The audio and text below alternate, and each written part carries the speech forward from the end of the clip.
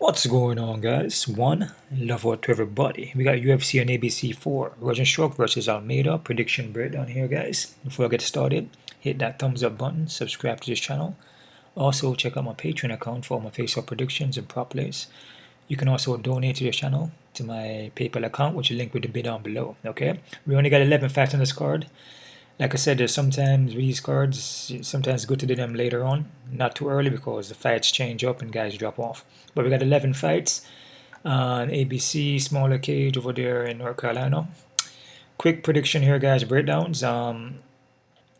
This isn't, in a kind of way, it's not really a tough card, but, you know, it's not because a guy seems like he's supposed to win that doesn't mean he's going to win the fight. You know, anything is possible here. Both guys come well prepared. They make weight. Anything can happen. First fight here, guys. We got Jessica Rose Clark versus Tanara Lisboa. Jessica Rose Clark here, guys. In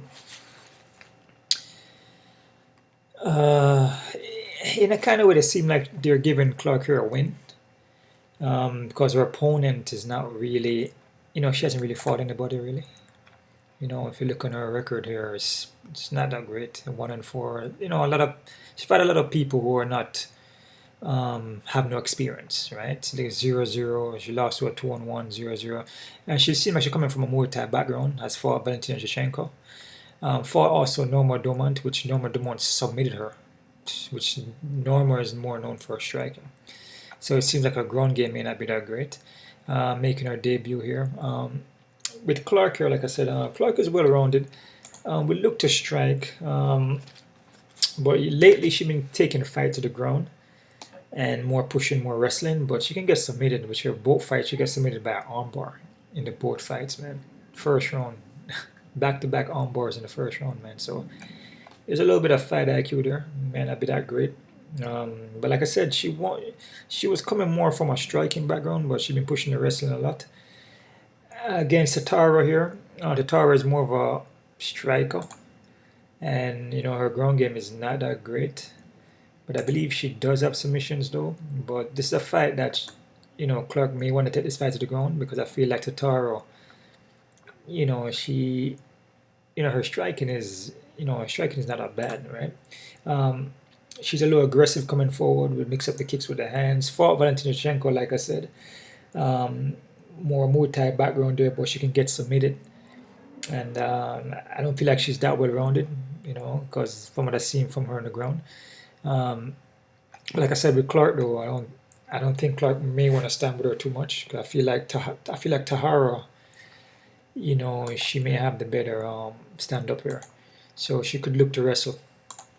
But I'm gonna say Clark here, man, guys. But in my opinion, man, this is a fight where you gotta be very careful with. You could even fade it, because Clark can drop the ball, and then with Tahara here, or Tenharo, making a debut. Like I said, she hasn't really fought nobody, so it's kind of tough here. So I'm gonna say Clark by decision, 50-50. Not confident, guys. All right.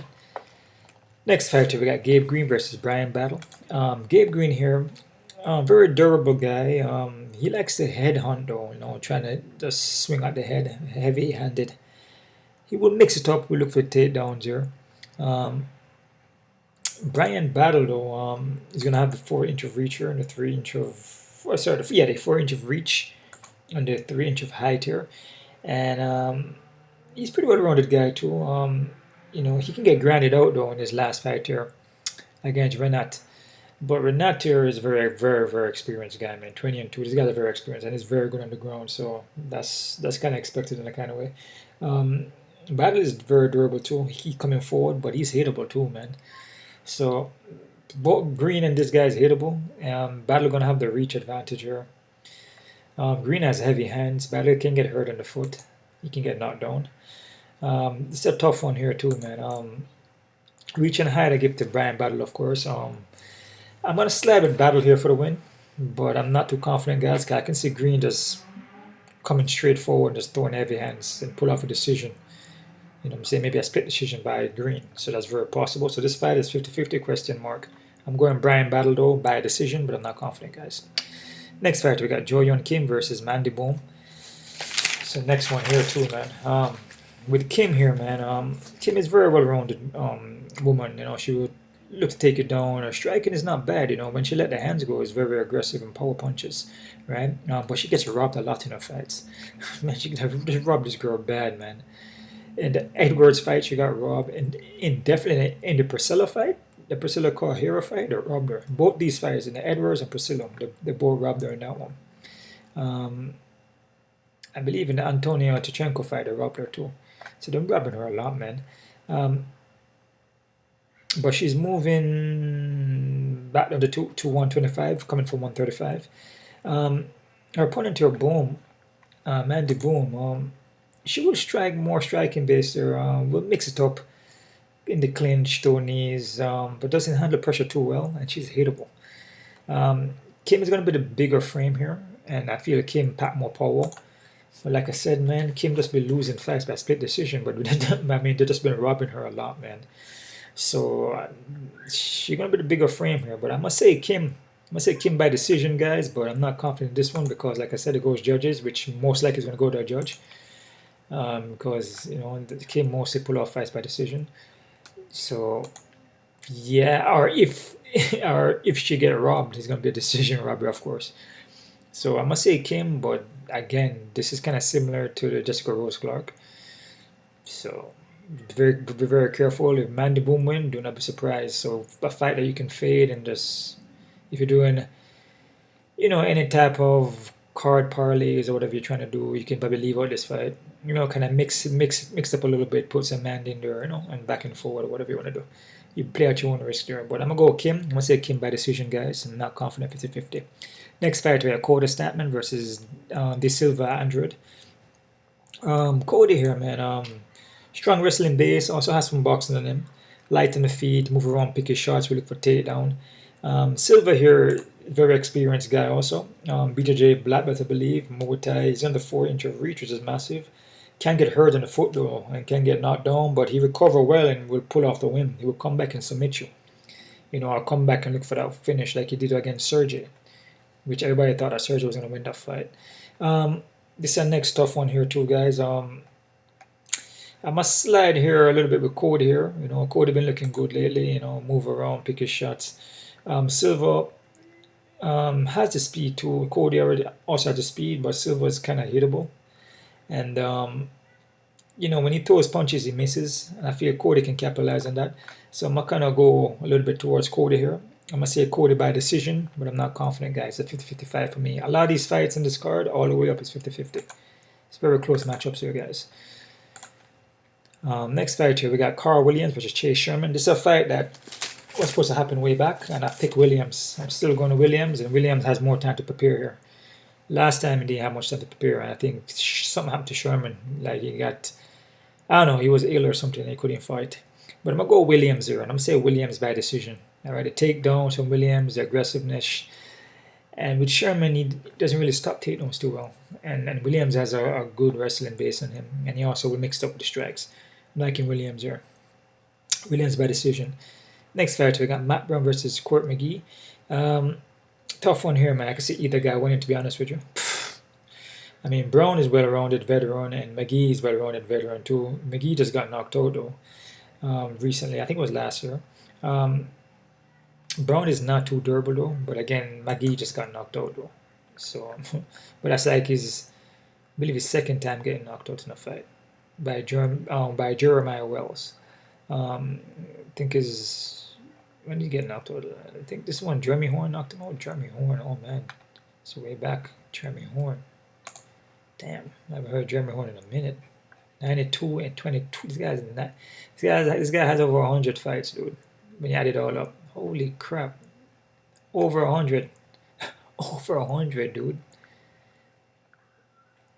And his last time he fought was boxing, 2021. Damn, look at this guy's resume, dude. Holy crap, 1996.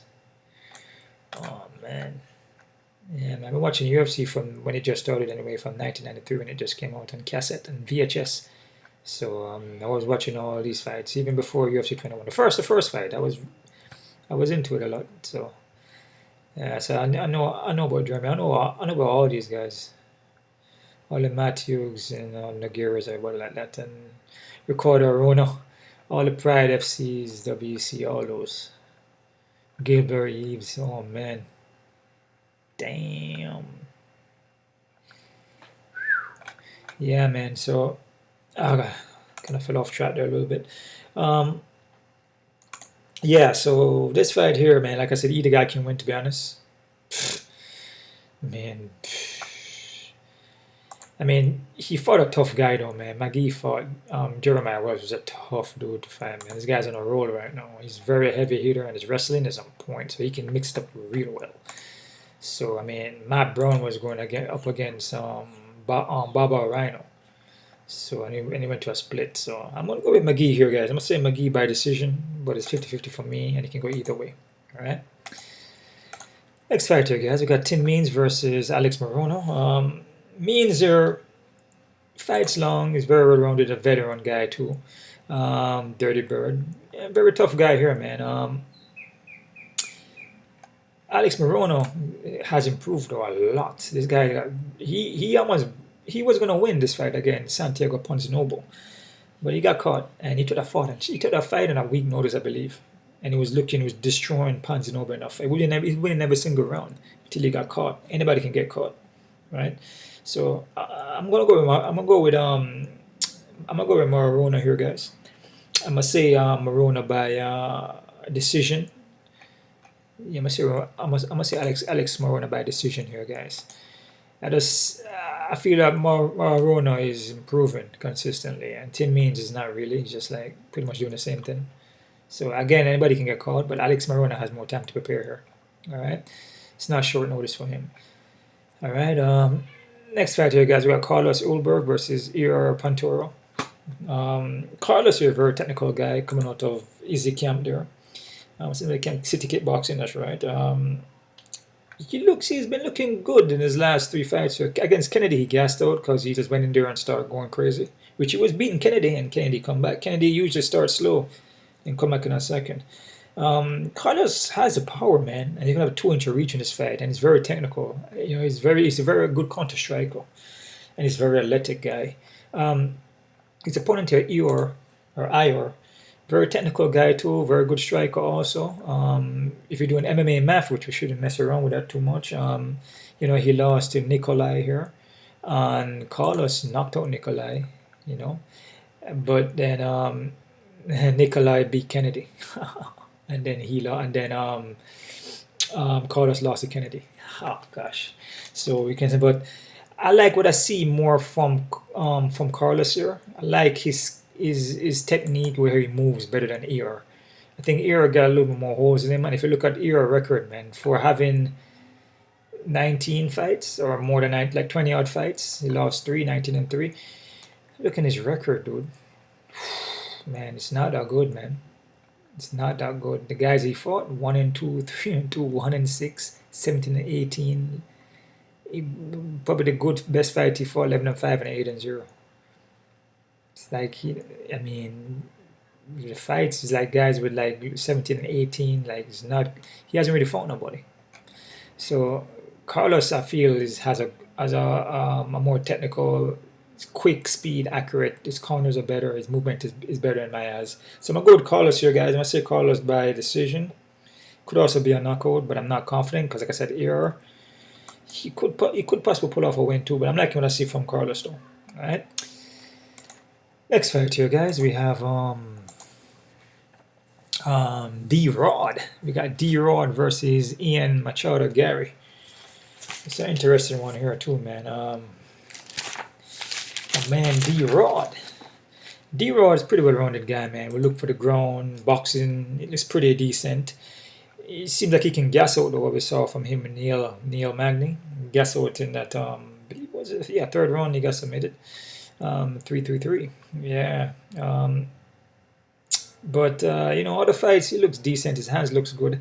The one thing about this fight here, though, man, against Garry is not that... He doesn't have experience like what D-Rod has. But his skill set, though, it shows, man, and I can't look past that. You know, he's a very skilled guy. He's well-rounded, too. Now, that experience is D-Rod, but his technique, his movement, his footwork, His jab, the way how he sets up from the outside, his counters. He got caught by Kenan Song, but he got caught because he hung out in the pocket. He landed that body shot and pulled back to retract to land the next punch in the pocket. He usually don't fight like that. He stays on the outside and pick his shots. If he stays on the outside and pick his shots and counter and slip and move around, use his footwork, he should be able to win this fight, man, against D-Rod. D-Rod in this fight, like what I see from D-Rod, he's good. You know what I'm saying? Boxing is good, but he can get flat-footed, and he's gonna be the slower fighter here.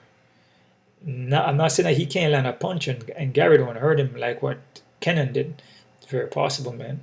So it's possible in this fight. No, I'm gonna go with Ian Garry here. I just feel like he's just like the technique, the movement, and the striking.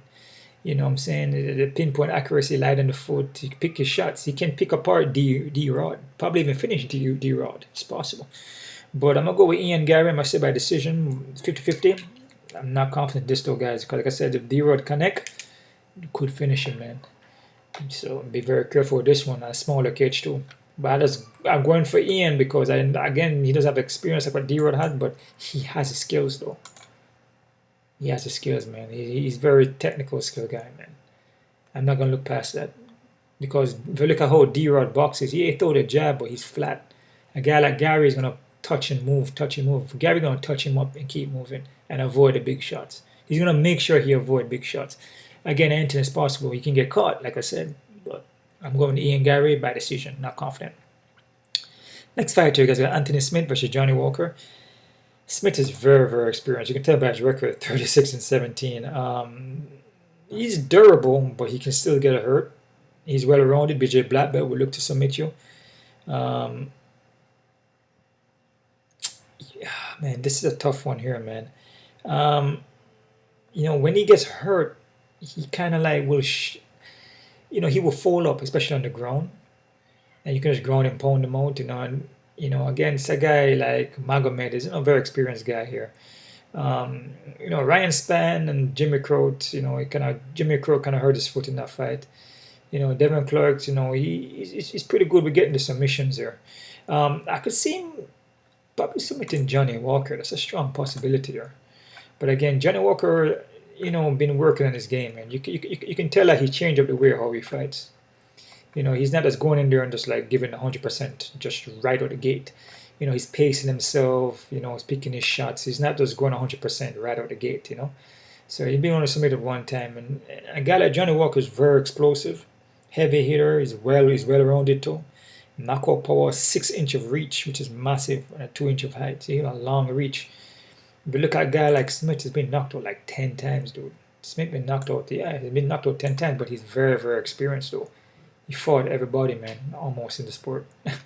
The Joneses, the Gustafson, Glovers. So he's a very experienced guy, but man, the durability is still durable, but once you get hit good, then he could be out. And Johnny Walker can hit, man. And Johnny Walker, he got power, and he got short distance power. So you can just need to touch your short distance with that elbow, or you can short distance your hammer fist, or short distance like punch from the short distance. He can get you out like that, or ground and pound. You know what I mean? And Smith, I don't think he can handle that. But again, Walker will also fade in the fight, and then he gets submitted. But from what I've seen from him against Paul Craig and Ian Cutabella, but those guys are not really high level. So, Jamal Hill got knocked out, Thiago Santos. He just like kind of never do much in a Thiago Santos fight. And Hill is an upcomer. Hill is he's like a different level now. I'm gonna go Johnny Walker here, guys, but be very careful. It's 50-50. Smith can actually win, to be honest with you, because Smith, he will mix it up and look for takedowns and just grind out a win. He's capable of doing that. Very capable of doing that. Ryan Spann, Jimmy Crout, he's capable of setting up a game plan. But then if he gets touched up, in the fight and get hurt, it just could be over, and Walker has the power to finish it. So I'm going to go Johnny Walker, first round, KO, TKO. Definitely not confident in this fight. All right. Next fighter, we got Rozenstruik versus Jailton Almeida. Rozenstruik here, man, heavy hitter, man. This guy is a heavy hitter, touches you out, usually all first round. But one-dimensional, though. Against a guy who can grapple, good Brazilian Jiu-Jitsu, strong wrestling base, take his guy down, and especially in the cage, in the smaller cage. And then he get grounded out. Never been submitted, but you can get grounded out and ground and pounded for a finish. And a guy like Jailton Almeida is pretty much a perfect guy to do that, to be honest with you. All right. This guy is a phenom. He's kind of reminds me of a Jacare. He's like a Jacare soldier to me. When I see him, that kind of looks like Jacare soldier too. The alligator man. What I mean? So he has that vibe to him, where he locks onto you and he puts you down, and most likely he's going to ground and pound you or submit you. So this is a fight where you're looking at a guy like Rozenstruik who's just one-dimensional. He has a punching power, but all Almeida need to do is just strike for a little bit. And the thing is that Almeida has striking too. Look like he has like a capoeira kind of vibe to him. He's doing a jingle right here.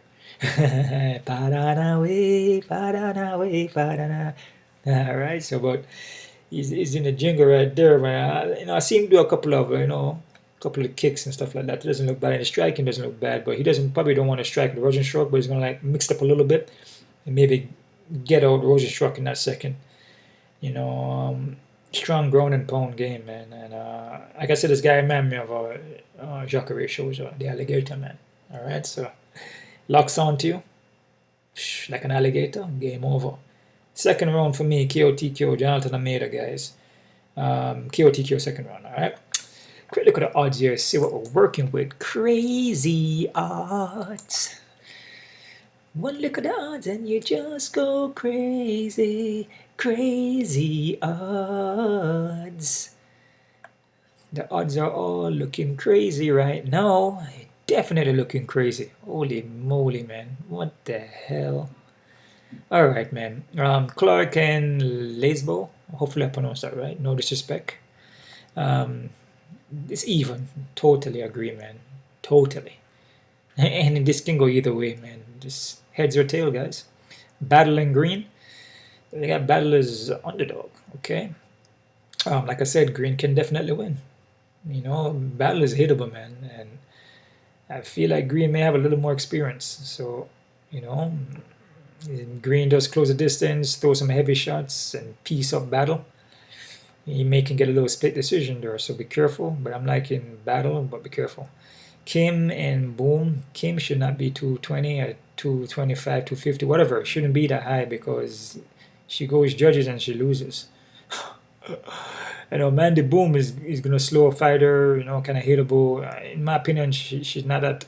She's just hittable, man. Her from what I see from her is just it is not clicking. It just doesn't look that great. What I'm saying? Maybe she'd keep training and get better, but Kim shouldn't be this. This should be a close fight, just like Clark and Lesbo is. It should be a close fight. So like I said, Jessica Clark and Kim fight, be very careful. I think the odds on Kim is too high, even though I feel like she should win this fight, but be careful. Cody Stamann and Douglas Silva. Stamann 165. This fight should be close too, because Douglas is not a bad fighter, and he usually comes back in the fights and win. So it's not a huge, favorite for Cody, but still be careful. Chase Sherman and Williams. Damn, Williams 400 and something. I think it was like that the last time. I don't really see nothing wrong with that, guys. I mean, what I see from Sherman, man, yeah, it was actually. Damn, they were supposed to fight like. Hold on, UFC Fight Night Smith versus damn. Okay, so they were supposed to fight twice. What's going on here? May 30th. Okay, I see what you're saying. Okay, yeah. So the odds on him is pretty high, but he's supposed to can beat Sherman, man, especially with the wrestling. Unless Sherman catches him with a punch. But from what I see from Sherman, he just doesn't look good, man. It just looks like he's more and more in a decline. So, but still be careful. A guy like Williams 400 is still you still have to be careful, man. Brown and McGee. Damn, I got McGee at 225. Nah, even fight here, guys. McGee and Brown is even. It's an even fight. Careful, even fight here. I like McGee, but this is an even fight. Be careful, because Brown could win. Alright. This fight is scratched. Morono and Tim Mean. Morono 225. I really don't see anything wrong with this. I feel Morono should be able to beat Means. I feel Morono is progressing, and I feel Means is just the same. It's not really declining, but it's just the same. Ulberg and ER Pereira. Man, no, man. God, this is so high, dude. That's ridiculous. Guy doesn't have that much experience in MMA, man. And ER is actually not a bad fighter. The guy can strike, man. And the guy has a submission game, too. Yeah, the guy can pull off submissions, too. I'll be careful with this one, man. I like how Carlos looking on the foot, but ER on the foot doesn't look bad either. So Carlos at 450. Right here, be careful. This to me is a very, very close fight. Very, very close. Close to even here. Be very careful. Carlos is too high. D-Rod. Ian Garry. Damn. Damn the high on Ian Garry. This is the next one here. Ian Garry is too high. I'm going to tell you why. Because he's an upcomer, man. He's not that experienced. And we see him against Kenan when he got caught. Just doing some kind of inside punch to the body and leave himself open. Can't do that with D-Rod. If D-Rod catches him, most likely D-Rod going to finish him. And D-Rod is a more experienced guy here, man. I like Gary's skill set, though, and he's progressing and getting better, and I like how he moves in there. And match up stylistically, Garry stylistically can beat Daniel D-Rod. Because of D-Rod get flat-footed. But smaller cage, so be careful. This is an even fight. Because just take one shot and Gary's out of there. Garry sometimes ride his chin high too. But again, the skill set of Garry, he slips, he moves well, counters well, and he can see everything from the outside. He can read the opponent and set it up. So be very careful, man. This is too high. Careful. Anthony Smith, Walker, perfect. Even fight, nothing wrong with that, man. Because like I said, Smith coming here and can submit Walker. First round, possible. Walker connect to Smith, Smith can get knocked out. Believe that. Alright, or vice versa. Smith connect to Walker. He can get knocked out or submitted. This fight is uneven. Perfect. Almeida and Rozenstruik. Damn, Almeida is high. But again, man, it's if you look at Rozenstruik, it's one-dimensional. Can he stop Almeida's takedown? Can he stop Almeida's takedown? Smaller cage, will he be able to stop Almeida's takedown? That's the question. And from what I've seen from Rozenstruik on a consistent basis, when he fights guys who can take you down, he always get taken down, always. And he spend all his back. He spend his back on the canvas all rounds. He's on his back for the entire round. So all Almeida need to do is take him down 1 or 2 times and the fight's over. Or even 1 time. That's it. Getting ground and pound. That's all he needs. Rozenstruik has a puncher's chance. He has a puncher's chance. Yeah, he has a puncher's chance. D-Rod also has a puncher's chance. So Rozenstruik and D-Rod has a puncher's chance. But on paper, Almeida's supposed to win and Gary's supposed to win. So there you go. Play at your own risk. That's it right there, guys. One love out to everybody. You guys keep on kicking. Thanks for the support. Thanks for the donations. Thanks for the Patreon love, PayPal, everything like that, guys. I really appreciate it. Yeah, that's it right there, man. One love out to everybody. And those.